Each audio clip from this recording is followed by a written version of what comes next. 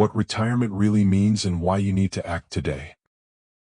Hey there, I'm Tom and welcome to Stories for Retired, where I share real stories, hard-earned lessons, and the strategies that helped me, a guy who used to work 80-hour weeks, achieve financial independence and retire early at 38.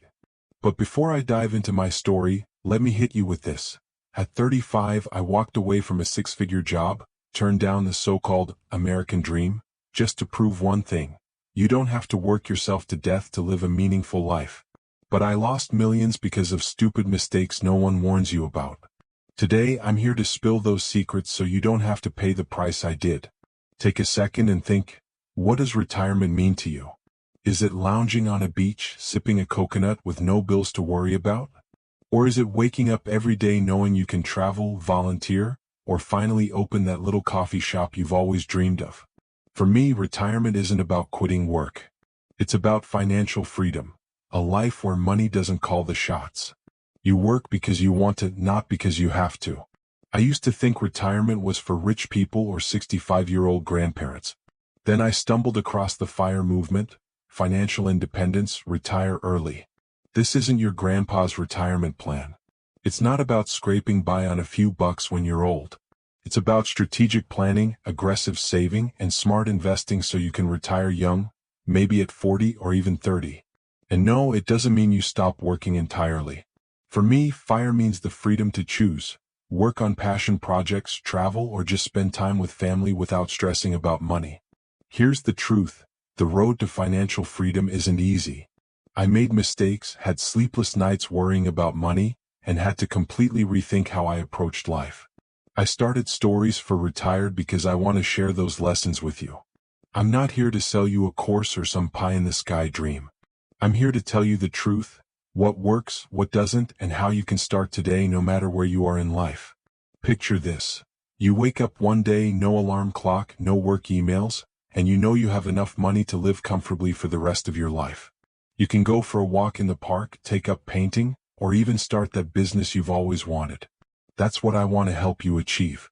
And trust me, it's not some far-off fantasy. I did it, and I'm no millionaire or investing genius. I'm just a regular guy who was willing to learn and take action. So what are we talking about today? I'll share my journey, from a reckless spender to financial independence. I'll tell you about the mistakes that cost me millions and, more importantly, how you can avoid them. I'll also walk you through how to start planning for financial freedom, with practical steps you can take today. And don't worry, I won't bore you with charts or complicated financial jargon. This is a real conversation like we're chatting over a cup of coffee. Before we dive in, if this resonates with you, hit that subscribe button for Stories for Retired and drop a comment sharing your retirement dream. I read every comment and can't wait to hear your story. And here's one small action you can take today. Spend 5 minutes tonight writing down why you want to retire early. Maybe it's to travel, spend time with your kids, or just stop worrying about money. Write it down, it's your first step. My journey, from costly mistakes to financial freedom.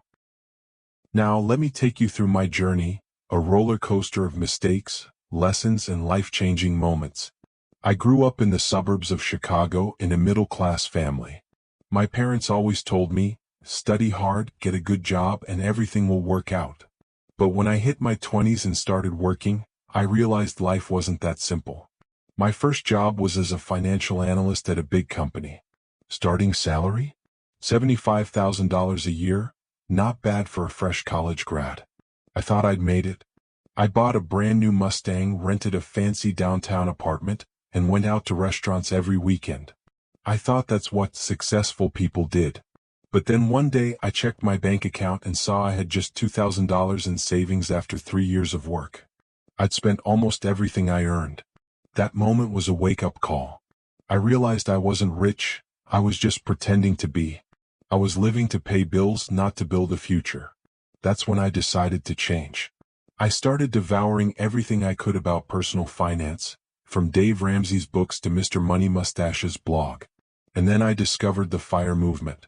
The idea that you could save 50 to 70% of your income, invest it, and retire in 10 to 15 years blew my mind.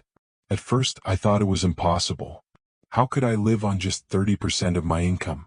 But I decided to give it a shot. Step 1 was slashing my expenses. I sold the Mustang and bought a used Honda for $5,000. I moved from a $2,000 a month apartment to a $900 a month place in the suburbs. I started cooking at home and bringing lunch to work. These changes weren't easy. My friends thought I'd lost my mind, giving up the glamorous life. But I realized those things didn't make me happy. What made me happy was feeling in control of my future. Next, I dove into investing. I opened a 401k through my company and maxed out my contributions to get the employer match. I also opened a Roth IRA and invested in low-cost index funds, like the Vanguard Total Stock Market Fund. I wasn't an expert, but I learned you don't need to outsmart the market. You just need to be patient and disciplined. Within 5 years, I was saving 60% of my income and had built a $250,000 investment portfolio. But my journey wasn't just about saving and investing. It was about changing my mindset. One time, I went to dinner with friends, and they were bragging about expensive vacations or new designer bags. I felt pressure to keep up. But then I asked myself, do these things really matter? I realized happiness wasn't in a new car or a fancy apartment. It was in freedom, the freedom to live life on my terms. By age 38, I hit financial independence with a $1.2 million portfolio, enough to live comfortably on $40,000 a year. I decided to retire early, not to stop working completely but to do what I love. I started a blog, taught free financial literacy classes, and traveled with my wife. I visited 15 countries in the last 3 years, volunteered at a nonprofit, and even learned to bake, something I always wanted to try but never had time for. But let's be real, this wasn't a smooth ride. I lost $100,000 in a bad real estate deal because I got cocky. I had sleepless nights when the stock market crashed in 2008. And I wondered if I was sacrificing too much of today's joy for tomorrow's freedom. But looking back, I have no regrets.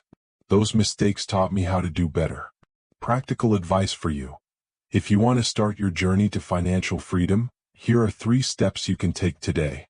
Calculate your freedom number.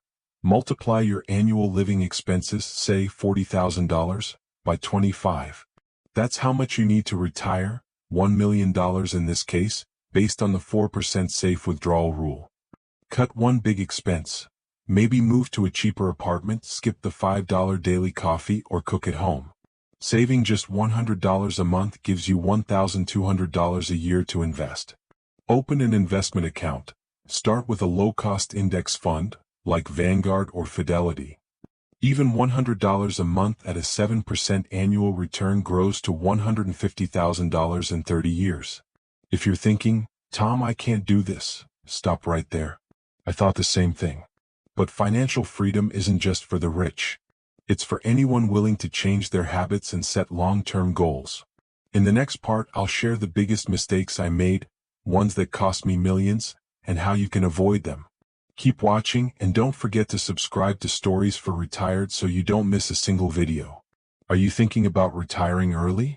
Drop a comment and share one small action you'll take today to get closer to financial freedom.